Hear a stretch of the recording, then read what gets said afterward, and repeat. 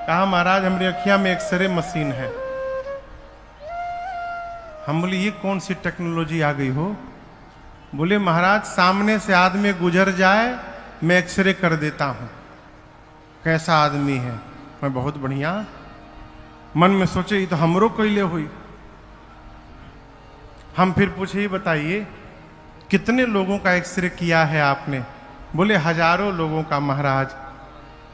फिर मैंने धीरे से पूछा अपना कभी किया है? चेहरे उतर गया। ये क्या है? दूसरे की कमी देखते देखते अपनी कमी देखने का समय ही नहीं प्राप्त हुआ। यही जीवन का सबसे बड़ा दुर्भाग्य है। सामने वाले की कमी देखना ही ये हमारी सबसे बड़ी कमी है। इसको दूर करिए। विधि प्रपंच गुण अवगुण साना। ब्रह्मा जी के इस प्रपंच में ऐसा कोई नहीं है जिसके भीतर कोई अच्छाई नहीं है, और ऐसा कोई नहीं है कि जिसके भीतर कोई बुराई ना हो। सबके भीतर है। हमको किसी के भीतर देखना है तो अच्छाई का दर्शन करिए। मां ने अनेक प्रकार से पूछा, बाबा ने बताया नहीं। कैलाश गए और जाकर बट वृक्ष के नीचे बैठे, बट तरी करी कमल आसन। कमल आसन डसाकर बाबा बट वृक्ष के नीचे कैलाश में बैठे, और बैठने के बाद बाबा सहज स्वरूप में प्रवेश कर गए अखंड समाधि में। भगवान शंकर समाधिस्थ हुए। कितने दिन के लिए समाधि में गए? गोस्वामी जी कहते हैं बीते संबत सहस सतासे तजी समाधि शंभु अविनाशी। राम नाम शिव सुमिरन लागे जाने सती जगत पति जागे। जाई शंभु पद बंदन कीना सन्मुख शंकर आसन देना। लगे कहन हरि कथा रसाला दक्ष प्रदेश भये ते काला। देखा विधि विचार सब लायक दक्ष कीन प्रजापति नायक। बड़ अधिकार दक्ष जब पावा अति अभिमान हृदय तब आवा। नहीं को वस जन्मा जग माही प्रभुता पाई जाय मद नाई। अरे नहीं को वस जन्मा जग माही प्रभुता पाई जाय मद नाई। 87,000 वर्ष बीते। 87,000 वर्षों तक भगवान शंकर समाधिस्थ रहे। जैसे समाधि से बाहर आए, राम नाम शब्द का उच्चारण हुआ मुख से। मां सती जान गई बाबा जग गए। जाकर मैया ने चरणों में बंदन किया और दर्शन करिए। यहां बाबा ने मां पार्वती को वामांग में बिठाया है। वामांग के च विभाति भूधर सुता देवा पगा मस्तके। लेकिन आज शंकर भगवान ने सती मैया को वामांग में नहीं बिठाया। कहां बिठाया? सन्मुख शंकर आसन दीहा। बाबा ने मां को अपने सन्मुख आसन दिया है। क्यों? वामांग में बैठने का अधिकार सती मैया समाप्त कर चुकी हैं। अधिकार का ही तो महत्व है। आप कहीं जाएं और सामने वाला आपको कहां बिठा रहा है, इससे आपके प्रति उसके भाव का पता चलता है। अब जैसे यहां कथा गा रहे हैं, बैठे हैं हम, कोई बहुत प्रिय आ जाए और वो यदि नीचे बैठने लगे तो आप कहेंगे अरे कहां नीचे? आइए आइए, में घुसुक के बैठ लिया जाए। आइए आइए आइए ना। आप कहीं बैठे हैं सोफा पर और आपका कोई प्रेमी आ गया तो आप नीचे नहीं बैठते। अरे आवा मर दिया बैठा है जा, कहां बैठा तारा नीचे, एडजस्ट कर लिहल जाए यही में। अब वही कोई आ गया जिससे आपका 36 का आंकड़ा हो, अब वो आकर आपसे कहे कि भैया तनी घुसुकिएगा, बैठ जाएं, कपारे पर बैठ जाना। तुरंत भाव बदल जाएगा। आप कहीं गए, सामने वाले ने आपको कहां बैठने के लिए स्थान दिया है, ये बहुत महत्वपूर्ण विषय है। आज मैया आई, बाबा ने कहां बिठाया? सन्मुख शंकर आसन दीना। बाबा ने मेरी मां को सामने आसन दिया है। मैया बैठी सन्मुख। अपराध बोध हुआ है मां को। यहां बाबा ने मां के दुख को कम करने के लिए राम जी की कथा प्रारंभ कर दी है। जैसे लगे कहन हरि कथा रसाला, दक्ष प्रजेश भये तेहि काला। उसी समय सती मैया के पूज्य पिताजी का नाम है दक्ष प्रजापति। क्या नाम है? नाम है दक्ष प्रजापति, एक पद है। ब्रह्मा जी ने उनको प्रजापति बनाया। जैसे प्रजापति बने और थोड़ी देर बाद प्रजा जितने और भी बहुत सारे प्रजापति बने, तो पहले तो प्रजापति बनाया और बाद में जितने प्रजापति बने उन सभी प्रजापतियों का राजा बना दिया। जैसे विधानसभा के इलेक्शन में पहले विधायक चुने जाते हैं, यही नियम है ना, और फिर चुने हुए विधायकों में से विधानसभा का किसी को अध्यक्ष बना दिया जाता है, यही नियम है। उसी प्रकार पहले दक्ष प्रजापति बने और बहुत सारे प्रजापति बने, और बाद में ब्रह्मा जी ने सभी प्रजापतियों का उनको राजा बना दिया। दक्ष ही कीन प्रजापति नायक। जैसे बड़ा अधिकार प्राप्त हुआ, अभिमान हो गया है? ये अभिमान पीछे ही घूमत रहा था। जो आदमी दबा हुआ रहता है, जैसे थोड़ा पद प्राप्त हो जाए तुरंत अकड़ जाता है, कहे हम कोई कमजोर है का, इससे बचिए। है बड़ा कठिन लेकिन असंभव नहीं है। गोस्वामी जी तो संपुट लगा दिए भैया नहीं का। रामचरितमानस की एक ऐसी चौपाई है यहां पर जिसके शुरुआत में नहीं है, प्रारंभ में, अंत में नहीं है। गोस्वामी जी कहते हैं कि नहीं को अस जन्मा जगमा है कि प्रभुता पाए जाहि मद नाहि। ऐसा कोई संसार में नहीं जन्म लिया जिसको प्रभुत्व प्राप्त होने के बाद मद न हो जाए। मद समझ रहे हैं? मद यानी अहंकार। ये हनुमान जी दिखाई पड़ रहे हैं? कहिए कहिए, यहां हनुमान जी की पूंछ ऊपर है कि नीचे है? राम जी के पास, राम जी के पास हनुमान जी दिखाई दे रहे हैं। इनकी पूंछ यहां नीचे है कि ऊपर? ऊपर काहे नहीं है हो?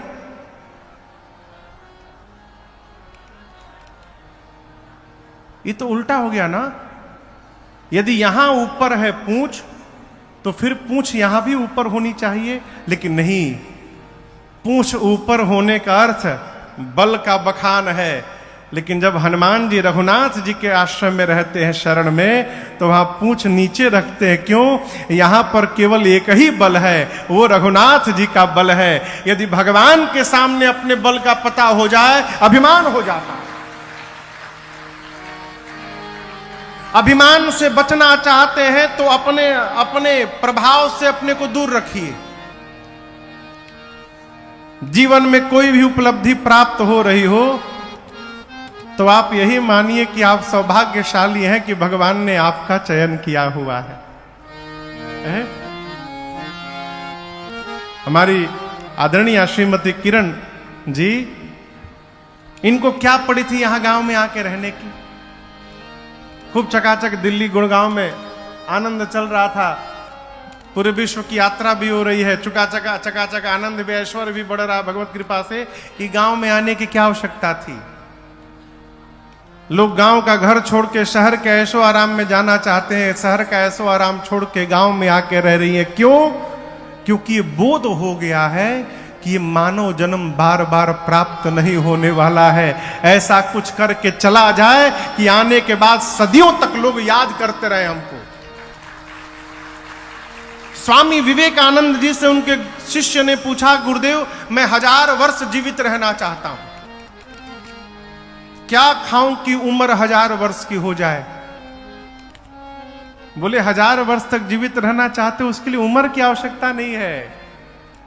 30, 40, 50, 60 साल में ही ऐसा काम कर दो कि आने वाले 1000 वर्षों तक लोग तुमको याद करते रहे। यही जीवन का अमरत्व है और यही अमरता है, यही परमार्थ है। यदि इनको कुछ करने का अवसर प्राप्त हो रहा है तो ये इन पर भगवान की कृपा है। जीवन में कोई भी उपलब्धि प्राप्त हो रहा हो तो उसको भगवत कृपा मानिए। जब तक भगवान की कृपा मानिएगा अभिमान नहीं होगा। एक ही बात, हमारे एक परिचित हैं, उनके चाचा जी बंबई रहते हैं। वो धोखा का दे के अब भतीजा के कुल ही जमीन अपना नाम करा दिए। तो जो भतीजा है हमारे परिचित है, प्रेमी है कथा के, बोले महाराज जब हम सुने कि चाचा कुली जमीन में हमारे लिखा लिए बाबूजी के, तो हमको क्रोध नहीं आया महाराज। हम गए बंबई, माला वाला लेके गए, माला लिए, खूब बढ़िया मिठाई लिए, 4-5 किलो फल की टोकरी बंधवाए और सीधे स्टेशन से चाचा के घरे गए। चाचा तो देख के हमको घबरा गए, लेकिन हम नहीं घबराए। हम चाचा को माला पहनाए, प्रणाम किए, मिठाई दिए, फल दिए। अब बोले चाचा हमको आज बड़ी प्रसन्नता हुई। हम जब सुने कि बाबूजी का कुल ही जमीन आप अपने नाम लिखवा लिए, हम बहुत प्रसन्न हुए हैं। कोई तो हमारे खानदान में ऐसा जन्म लिया है जो सब लेके जाएगा। है? कोई तो आया वीर ऐसा। आप वह जमीन लिखवाए हैं जो पर बाबा नहीं ले गए, वह जमीन वहां है जो बाबा भी नहीं लेके जा पाए, वह जमीन है जो हमारे बाबूजी ने भी लेके गए और हम भी नहीं लेके जा पाते। लेकिन आप लिखवाए हैं तो ऐसे थोड़े लिखवाए होंगे, ले जाने का कोई मैनेजमेंट जरूर किए होंगे, आप कोई व्यवस्था जरूर आप बांधे होंगे। ऐसा कोई वीर हमरे खानदान में जन्म लिया जो सब जमीन लेकर यहां से जाएगा। बधाई हो चाचा आपको। इतना बात बोल के वो चले आए गांव। चाचा जी को रात में नींद नहीं लगी। 1 सप्ताह के भीतर गांव आए और भतीजे की कुल ही संपत्ति उसको वापस की और माफी मांग कर गए। ये जीवन का सबसे बड़ा भ्रम है कि सब हमारा है। अरे का करबराई राई, अरे का करबराई राई, तू पाई पाई जोड़ के उड़ जई है सुगनवा। एक दिन इप्पी जड़वा के छोड़ के उड़ जई है सुगनवा। भ्रम से बाहर रही है। हम और आप केवल केयर टेकर हैं, केयर टेकर। ये जितनी जमीन आप देख रहे हैं, आपको भले भ्रम हो कि हमारा, भ्रम बनाए रखिए। जिस दिन सरकार चाहेगी आपकी जमीन क्यों ना है आपसे ले सकती है, आप कुछ नहीं कर पाएंगे। आपका भले मकान बना हो, सरकार तोड़ करके ले लेगी। हम और आप केवल उस जमीन के केयर टेकर हैं, है नहीं अपना। उसी प्रकार जो भी ऐश्वर्य दिख रहा है ये अपना है नहीं, ये सब संपत्ति सब रघुपति के आही। हम और आप इसके केयर टेकर हैं। यही सबसे बड़ा भूल है कि भगवान की संपत्ति को अपना मान करके बैठे, यही भूल है। जगत की सेवा में निकलिए, जिससे जो बन पड़े करिए। ऐसा कोई कार्य नहीं है जो आप नहीं कर सकते हैं। एक व्यक्ति के बारे में मैंने पढ़ा है, उस व्यक्ति ने प्रण लिया कि मैं रोज एक वृक्ष लगाऊंगा, और 35 साल में उस आदमी ने जंगल खड़ा कर दिया वृक्ष लगा लगा के। मुझे नाम नहीं याद है। इसी बिहार के दशरथ मांझी, कौन सोचता था कि छिन्नी हथौड़ी लेकर कोई पहाड़ को काट के रास्ता बना देगा? हो असंभव नहीं है। समाज में ने आपने जन्म लिया है, समाज ने हमको स्थान दिया है, समाज ने हमको आदर दिया है, तो हमारा कर्तव्य है कि हम समाज के प्रति कुछ करें। हमारी आदरणीय बहन किरण जी ने सैकड़ों वृक्ष लगवाए। क्यों लगवाया? इसलिए कि हमारे और आपके आने वाली पीढ़ी स्वच्छ हवा प्राप्त कर सके। एक सर्वे का रिपोर्ट कहता है कि भारत में जितनी आबादी है, यदि उतनी आबादी को स्वच्छ वातावरण में स्वच्छ ऑक्सीजन चाहिए, उसके लिए करोड़ों वृक्षों की आवश्यकता है, करोड़ों। और ये समस्या 1 साल में दूर हो सकती है, केवल 1 साल में। आप कहेंगे वो कैसे महाराज? जन्मदिन मनाते हैं ना अपन लड़का के, बेटी के, संकल्प लीजिए कि हर जन्म दिवस पर अपने परिवार के सदस्य के जन्म दिवस पर हम एक वृक्ष लगाएंगे। और केवल लगाएंगे नहीं, जब तक वो वृक्ष बड़ा नहीं हो जाएगा तब तक उसका देखभाल भी करेंगे। क्या मुश्किल है? तेरे ही करते हैं, तेरे ही में लाखों रुपए खर्च करते हैं। आपके परिवार का जो जीव चला गया है, उस जीव के नाम से वृक्ष लगवाइए। और वृक्ष जब बड़ा हो जाए तो जिनके स्मरण में वो वृक्ष लगा है, उस वृक्ष पर उनका नेम प्लेट लगाइए। क्यों? आपके आने वाली पीढ़ी जब जब उस वृक्ष को देखेगी, आपके पूर्वजों के नाम का स्मरण बना रहेगा, कभी विस्मरण नहीं कर पाएंगे वो। इतने सारे उपाय। हमारे प्रेमचंद्र जी वहां बैठे हैं, रांची से आकर बैठे हैं, यूनिसेफ में काम करते हैं। यूनिसेफ में भी आना, सरकार इनको उस देश में भेजती है काम करने के लिए जहां लोगों के पास भोजन नहीं है। अपने जीवन को दांव पर लगाकर जाकर, अभी काजी बता रहे थे महाराज जी, नॉर्थ सोमालिया में ना, सूडान, नॉर्थ सूडान में गया, वहां पर लोग के पास वस्त्र नहीं है, भोजन नहीं है, मेडिकल सुरक्षा नहीं है, पढ़ाई नहीं है। वहां ले जाकर किताब बांटना, वस्त्र बांटना, अन्न बांटना, कुछ नहीं कर सकते हैं। सप्ताह में किसी एक भूखे को भोजन भी करा दिया तो आपका मानव जीवन कृतार्थ हो गया और धन्य हो गया है। ये परमार्थ है।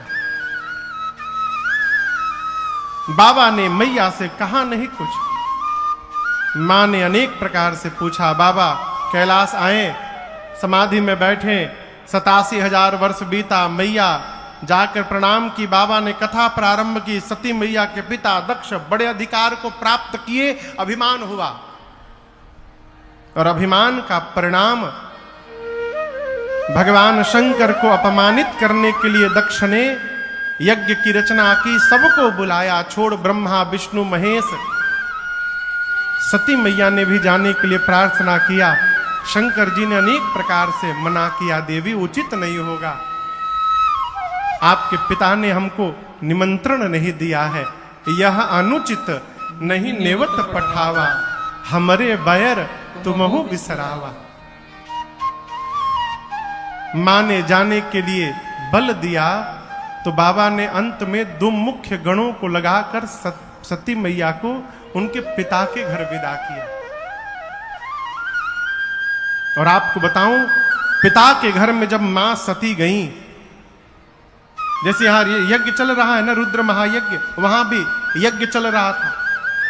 सती मैया ने यज्ञ मंडप की परिक्रमा लगाई और देखा कि यज्ञ के भीतर, मंडप के भीतर सभी देवताओं को आवाहित करके उनको स्थान दिया गया है, और मेरे पति भगवान शिव के लिए कोई स्थान नहीं बना है। पिता के घर में पति का अपमान मेरी मां बर्दाश्त नहीं कर पाई। तो गुरुस्वामी जी कहते हैं, इतना आवेश आया मां को, मां का पूरा शरीर क्रोधाग्नि में भड़कने लगा। मां ने कहा, हे देवगण, मुनिगण, ऋषिगण, ध्यान से सुनिएगा। आप में से जिसने जिसने बैठकर इस मंडप में मेरे पति की निंदा की है, अथवा जिसने बैठकर अपने कान से श्रवण भी कर लिया है, आप सबको दंड मिलेगा। मर्यादा कहती है जिस सभा में संत की, शंभु की और श्रीहरि की निंदा हो रही हो, यदि अपने भुजाओं में शक्ति और सामर्थ्य है तो उसी क्षण निंदा करने वाले की जिह्वा काट दो। यदि शक्ति नहीं है तो कान बंद करके चले जाओ। मेरे पति केवल मेरे पति नहीं है, शंकर जगत के पिता हैं, और आज इस मंदमती मेरे पिता ने मेरे पति का अपमान किया है। आज के बाद मैं इसकी बेटी के रूप में जीवित नहीं रहूंगी।